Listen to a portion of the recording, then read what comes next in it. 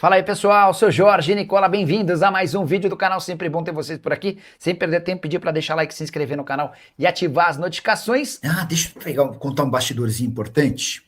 É assim, ó, sobre Marcos Antônio no Flamengo. Ontem eu fui o primeiro a contar que o Flamengo já havia feito uma primeira proposta informal ao São Paulo. O que é uma proposta informal? Contato, olha, não tem papel timbrado, mas em uma conversa o Flamengo disse: topo pagar de 6 a 7 milhões de euros pelo Marco Antônio, te cedo o Alan até o fim da temporada e ajudo com parte dos salários. O São Paulo disse, não, esquece, tem chance nenhuma. Hoje, alguns setoristas do São Paulo chegaram a falar em 25 milhões de euros. Não é a informação que eu tenho sobre a pedida do São Paulo, mas o São Paulo quer um número bem alto para vender o Marcos Antônio. Tem um ponto importante, o Marcos Antônio quer jogar no Flamengo. Ele não vai forçar barra, não vai ficar mal com o torcedor do São Paulo, nem com a diretoria, mas se depender do Marcos Antônio, o negócio vai acontecer. Aí eu só queria fazer um outro lembrete. Na temporada passada, Marcos Antônio teve 4 lesões ao longo do ano e perdeu 23 partidas do São Paulo. Até por conta disso, não sei até quanto vale a pena o São Paulo barganhar. Óbvio que o São Paulo tem que pedir o melhor valor possível, 12, 15, enfim. Mas o Marcos Antônio não se mostrou na temporada passada alguém muito confiável do ponto de vista físico. Isso só para a gente ter como referência na nossa cabeça, tá bom? Domingos Gonçalves. Boa noite, Nicola. Cadê o meio do São Paulo? O meio do São Paulo. Alguma novidade? Confere para nós. O Domingos ontem estava conversando longamente com o dirigente do São Paulo. Tem algumas atualizações para trazer para vocês. Esta do Cauli eu estou checando, tá? Mas ontem a informação que eu tinha de que o Medina foi procurado mais uma vez. O Medina ele parece o Marcos Antônio, tá? Jogador de 23 anos de idade. Ele surge no Boca e um grupo de empresários o compra do Boca por 13 milhões de euros e o colocam no Estudiantes.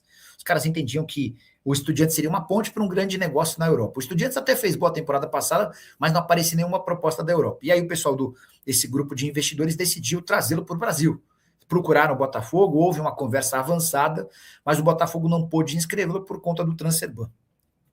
O São Paulo, diante desse contexto, fez mais uma ligação para o pessoal para esses representantes do Medina. E aí, como é que funciona? Vocês não conseguem trazer por empréstimo mesmo, sem que a gente coloque dinheiro? São Paulo tem uma baita vitrine, consegue vender jogadores para todo mundo. Se ele vier para cá, vai ser titular absoluto, enfim. O pessoal falou, não, a gente põe aí, mas vocês vão ter que comprar. Vou até trazer dados, quer ver os números? A proposta, a pedida girava próximo dos 13 milhões de euros que foram investidos. Aí o São Paulo disse, muito obrigado, não tem como fazer um negócio desse. Sobre Zenon, nem contei em vídeo, mas já antecipo aqui para quem está assistindo. A negociação está travada com o Boca. O problema nunca foi o Zenon, que gosta da ideia de jogar no São Paulo. Só que o Boca pede 1 milhão de euros pelo empréstimo e a opção de compra de 6 milhões de euros. Aí não tem como fazer negócio, tá? E outra informação que eu queria acrescentar para vocês, o salário do Alisson está longe de ser um salário impeditivo ou que seja um problema para o Corinthians. O Alisson ganha na casa dos 450 mil reais por mês. 20 milhões de euros mais o Cebolinha pode levar o Marcos Antônio. Caraca, seria um negócio de ouro para o São Paulo. Se eu fosse dirigente do São Paulo e aparecesse 15 milhões de euros, eu faria o negócio. Vale a lembrança de que o Marcos Antônio está sendo comprado por 4 milhões e 200 mil euros. O São Paulo nem começou a pagar. Se eu tenho 15 milhões de euros, eu acho que eu consigo fazer uma coisa boa. Então, sei lá, 12 de euros mais o Alan. O Alan foi comprado por 8 milhões, enfim. Para pensar o que fazer também, né? O Marcos Oliveira, boa noite, Nicola. Faxina no São Paulo, mais gente. Marcos Braz vem para o lugar do Rui Costa ou não? Não vem. Pelo menos o São Paulo tem garantido que não faz parte dos planos, que o Rui está assegurado. Mas, porém, contudo e todavia, vale a observação de que o Harry Massis, o novo presidente do São Paulo, tem se desfeito de todos os homens da confiança do presidente Júlio Casares. Vamos lembrar? Márcio Carlo Magno, CEO do clube, braço direito do Júlio, foi o primeiro a cair. O Júlio cai na quarta, o Márcio cai na sexta. Dedé, diretor social, outro cara que também levou muito voto para o Júlio na eleição, caiu, tá fora, demitido. Nessa quinta-feira, hoje é quinta, né? Nessa quinta-feira, o José Eduardo Martins também foi demitido. Justificativa de que Ele era alguém próximo do Casares, enfim. Também não é mais diretor de comunicação do São Paulo. Douglas Schwartzman e Mara Casares, que haviam se afastado dos seus cargos de diretores da base e do feminino por conta daquele episódio do áudio, eles não têm a mínima chance de voltar, esses já eram mais do que esperados, né? O Muricy pediu demissão, e a verdade é que o Moreto, que é a diretora adjunto da base também, corre enorme risco de cair, e acabou sobrando o Rui Costa. O Rui não era um diretor político, né, um diretor executivo de futebol, isso deve garantir a ele uma autonomia maior do que a dos outros, mas, cara, vamos aguardar as cenas dos próximos capítulos. São Paulo, o Harry Macis está garantindo que não pensa em demitir o Rui e que não cogita contratar o Marcos Braz. Mas aguardemos, né? Vamos ver como é que se saem essas coisas nos próximos dias. O Leonardo Limeira da Silva, espero que o Rui Costa mantenha a postura intransigente quanto a Marcos Antônio. O prejuízo técnico é muito maior que qualquer eventual lucro. O Marcos Antônio tem papel de protagonista no meio-campo do São Paulo. Embora eu tenha gostado muito do Danielzinho, cara, não sei vocês, mas a impressão que eu tenho é de que o Danielzinho foi um baita achado, jogador que estava livre no mercado, tinha negociação, tinha proposta do Corinthians, tinha uma oferta também para continuar no Mirassol, e o São Paulo foi mais esperto e acabou fechando. O Lucas Prado perguntando se Alisson e Scarpa, se essa troca poderia acontecer. Acho difícil, porque embora o Scarpa não esteja valorizado, o Alisson está super mal valorizado, né? O Alisson tem treinado à parte, está treinando separado. Enfim. O Heitor Fernandes perguntando, Nicola, que matéria foi aquela do Casares, hein? Na semana passada publiquei dois áudios, para falar a verdade, de 1 hora e 7 minutos, né? Que mostram como a oposição do São Paulo tramou a queda do Júlio. Isso diminui os episódios envolvendo o Júlio Casares? Não. Isso faz com que o Júlio não tenha merecido o impeachment? Não, longe disso. Era só para mostrar que toda a queda do Júlio Casares, ela teve participação efetiva de membros da oposição, com direito à compra de áudios por R$400 mil, com a promessa de que esses áudios seriam entregues para policiais amigos, enfim, acho que foi importante para contextualizar, né? O Sassá quer saber se o Alisson sai ou não, o cara foi até o CT do Corinthians, pois é, ele voltou a treinar no São Paulo, mas não dá para garantir que ele fica, né? Silmar Lima, boa noite, Nicola, as novidades do meu tricolor. O Urubu é freguês, confesso que ontem achei que o Flamengo venceria o São Paulo. E a verdade é que essa vitória deu uma baita acalmada nos ânimos para o Crespo, tá? O clima estava bem ruim para o Crespo, a semana muito decisiva. Se o Crespo perde para o Flamengo e, por exemplo, empata com o Santos, a chance dele cair no próprio sábado era imensa. Se empata com o Flamengo e perde para o Santos, da mesma maneira. Com a vitória contra o Flamengo, o melhor time do país, enfim, aí dá para dizer que ele ganha um refresco para a partida de sábado. O problema é que sábado é muito decisivo, né? O São Paulo é hoje o primeiro time fora da zona do rebaixamento e enfrenta um Santos que tem só 2 pontos a mais que o São Paulo. Se o São Paulo vence o Santos, o São Paulo se distancia da zona do rebaixamento, se bobear até entra na briga por classificação.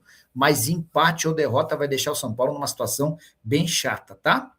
E o Marcos Braz é verídico? O Igor, todo mundo com quem conversei no São Paulo garante que não. Mas eu só queria lembrar que assim que o Harry Macis assume a presidência do São Paulo, a promessa é de que haveriam poucas mudanças. E a verdade é que o Macis está mudando tudo. Ele já demitiu o Márcio Carlomagno, demitiu o Dedé do Social, demitiu o José Eduardo Martins da Comunicação, enfim, contratou o Rafinha para o lugar, se bem que o Rafinha já estava contratado, né? Narik estava meio sumido, torcedor do São Paulo. Pelica ficou sabendo, o São Paulo disse para o Flamengo que só faz negócio pelo Marcos Antônio por 25 milhões de euros, abaixo disso, nem tem conversa. Alguns setoristas do São Paulo trabalham nessa linha, tá? A pessoa do São Paulo com quem eu conversei ontem, foi o primeiro a dar que o Flamengo já havia feito uma proposta informal, né? Até então todo mundo estava dizendo, o Flamengo tem interesse, o Flamengo pretende fazer proposta, eu fui o primeiro a contar, teve uma oferta de 6 milhões de euros, que poderia chegar a 7, mais um empréstimo do Alan, com parte dos salários pagos, enfim. E que o São Paulo recusou por entender que a pedida que a oferta está muito abaixo. Então, é assim, Eu não tenho essa informação dos 25, mas eu sei que o São Paulo vai fazer um baita esforço para segurar o Marcos Antônio e acho absolutamente correto, né? O São Paulo cansou de vender jogador mal, muito mal. Os moleques da base foram todos muito mal vendidos. E aí tem mais, né? É o Flamengo que quer. Você vai reforçar o melhor elenco do país, o elenco do qual o presidente disse que tinha R$ 1 bilhão para gastar. Então, cara, para o Flamengo é mais caro mesmo. Esse é o efeito colateral da declaração do BAP. Quando o BAP disse que tinha R$ 1 bilhão para gastar, ele garantiu a todos os clubes com quem o Flamengo negocia o direito de pedir mais. E se não pagar, não vai. Só para lembrar o que aconteceu com o Caio Jorge. O Cruzeiro botou na cabeça que queria 50 milhões de euros. O Flamengo tinha certeza de que oferecendo 35, 38, negociaria e não rolou, tá? Inclusive já deram um baita aumento para o moleque, enfim. O Lucas Rafael seria ótimo para o São Paulo e uma péssima para o Galo. Tá louco, Lucas Prado 96. Ele deve estar falando sobre a troca do Alisson pelo Scarpa, né? Seria ótimo para o São Paulo e péssimo para o... Concordo, não tem menor... Concordo. Sobre Cauli no São Paulo. Informação importante, hein? Por isso que é legal, né? Vocês veem as coisas acontecendo por aí e perguntam por aqui, né? E aí eu vou repercutir com as minhas fontes. Mandei agora 19h49 para uma pessoa de São Paulo, chamando para saber se Cauli esquentou mesmo. Só se fala disso na minha live. A resposta que vem do São Paulo: não vejo nenhuma solução próxima para esse caso. Fizemos uma consulta no passado e não avançou, tá? Então, São Paulo nega que tenha uma conversa avançada, uma negociação próxima para contratar o Scarpa. O Scarpa não, o Cauli. Por que eu falei do Scarpa? Porque o Lucas Rafael está falando que o Scarpa só sai do Galo por um caminhão de dinheiro. E eu te diria que não, Lucas. Os caras contrataram por 5 de euros do Forest. Eu acho que dá para dizer que o Galo aceitaria, sei lá, tomar um prejuízo de uns 2 milhões de euros, mas precisaria pagar. Bora falar sobre o São Paulo e a limpa continua. O presidente Harry Massis havia afirmado, assim que tomou posse, que faria pequenas mudanças. A verdade é que ele está acabando com todas as pessoas mais próximas de Júlio Casares. Nessa quinta-feira, a demissão foi de José Eduardo Martins, que era diretor de comunicação do São Paulo. Antes, Massis também já havia demitido o Márcio Carlomagno, que atuava como uma espécie de superintendente ou CEO do clube, além de Dedé, diretor social. Também dá para cravar que Mara Casares e Douglas Schwartzman, diretora feminina e diretor da base, não voltarão em hipótese alguma. Eles haviam sido afastados, pediram para se afastar depois da divulgação daquele áudio absolutamente comprometedor que causou o impeachment de Júlio Casares. Importante contar que Moreto pode ser o próximo. Ele é diretor adjunto das categorias de base e tem sido muito pressionado, o Massis, a demitir também o Moreto. Uma das consequências da perda de força do Moreto na base é o retorno do Biasotto, que era gerente executivo da base, acabou sendo promovido ou deslocado para o profissional por conta da uma relação com o Moreto e com o Douglas Schwartzman. Douglas já caiu, o Moreto está muito enfraquecido, Biasotto acabou voltando para Cotia. Pergunta que eu deixo para o torcedor do São Paulo: essas mexidas do novo presidente tricolor te agradam? Você acha que de fato as pessoas mais próximas do Júlio precisavam sair? Use o espaço para comentário e registre a sua opinião. Fala pessoal, estamos aí com atualizações importantes do São Paulo.